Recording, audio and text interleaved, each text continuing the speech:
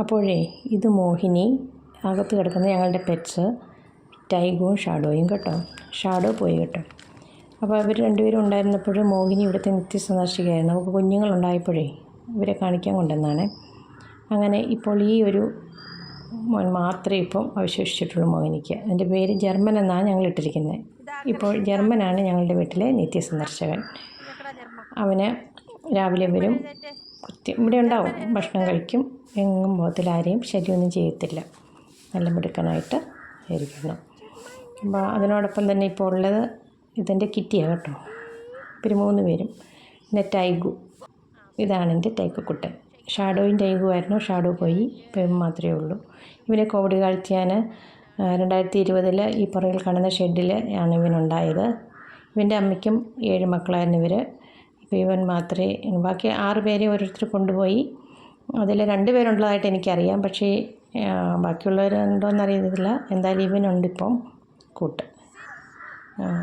ഇവനെ ഇവിടെ രാവിലെ 7:30 കൊണ്ടുവന്ന് കെട്ടും. എന്നിട്ട് അവൻ്റെ പ്രഭാത കൃത്യങ്ങളും ഭക്ഷണവും എല്ലാം കഴിച്ച് കഴിയുമ്പോൾ വീണ്ടും തിരിച്ച് കൂട്ടിക്കൊണ്ടുപോകും. എന്നിട്ട് ഉച്ച കഴിഞ്ഞ് പിന്നെ വീണ്ടും കൊണ്ടുവരും. എന്നിട്ട് ഭക്ഷണമൊക്കെ കൊടുത്ത് വൈകുന്നേരത്തെ കൃത്യങ്ങളൊക്കെ കഴിഞ്ഞ് വീണ്ടും കൂട്ടിക്കയറ്റും. അങ്ങനെയാണ്. അപ്പോൾ ഇവനോടൊപ്പം ഇപ്പം നമ്മുടെ ജർമ്മനും ഉണ്ട്. അങ്ങനെയുണ്ടോ, നെറ്റിയ പൊട്ടൊക്കെ ഉണ്ട്. വെളുത്ത് സുമുഖനായ എൻ്റെ ടൈഗുക്കുട്ടൻ. ജർമ്മൻ കുട്ടൻ അവനിവിടെ കിടക്കും, ഒന്നും ഒരു കുഴപ്പമില്ല. അവന് സ്ഥിരമായി ഇവിടുത്തെ രാവിലെയും വൈകുന്നേരവും ഭക്ഷണം കഴിക്കും.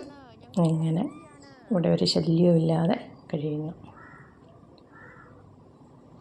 ഇനി ഇത് കുറ്റിക്കുരുമുളകാണ് കേട്ടോ.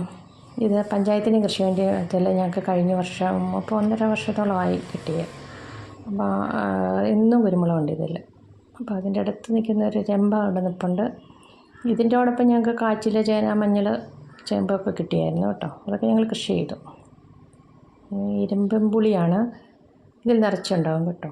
ഈ നിറച്ചുണ്ടാകുന്ന ഇരുമ്പൻ പുളി ചിലരൊക്കെ വന്ന് പറിച്ചുകൊണ്ട് പോകാറുണ്ട്. ഞങ്ങൾ ഇടയ്ക്ക് എന്തെങ്കിലുമൊക്കെ ഉപയോഗിക്കും. അച്ചാറങ്ങനെ ഇടാറില്ല. അപ്പോൾ അതിൽ പഞ്ചായത്തിൽ നിന്ന് ഇട്ട് കാച്ചിൽ കയറ്റി വിട്ടേക്കുക.